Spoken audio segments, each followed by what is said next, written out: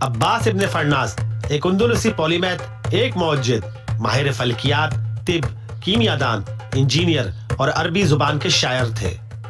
عباس ابن فرناس نے 875 عیسوی میں اڑنے کی کوشش کی جب وہ 65 سال کے تھے۔ انہوں نے قرطبہ کے قلعے کی چوٹی پر ایک ہینگ گلائڈر کا استعمال کرتے ہوئے چھلانگ لگائی، جسے انہوں نے پرندوں کو اڑتے ہوئے گھنٹوں مشاہدے کے بعد پنکھوں اور لکڑی سے بنایا تھا۔ عباس ابن فرناس ہر لحاظ سے کئی منٹوں تک ہوا میں دھاروں پر ریپٹر کی طرح اڑتے رہے۔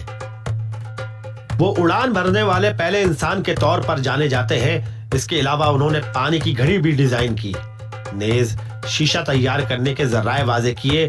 انہوں نے انگوٹھیوں کی ایک زنجیر تیار کی جسے سیاروں اور ستاروں کی حرکات کو ظاہر کرنے کے لیے استعمال کیا جا سکتا تھا۔ مزید یہ انہوں نے راک کرسٹل کو کاٹنے کا بھی ایک طریقہ بنایا۔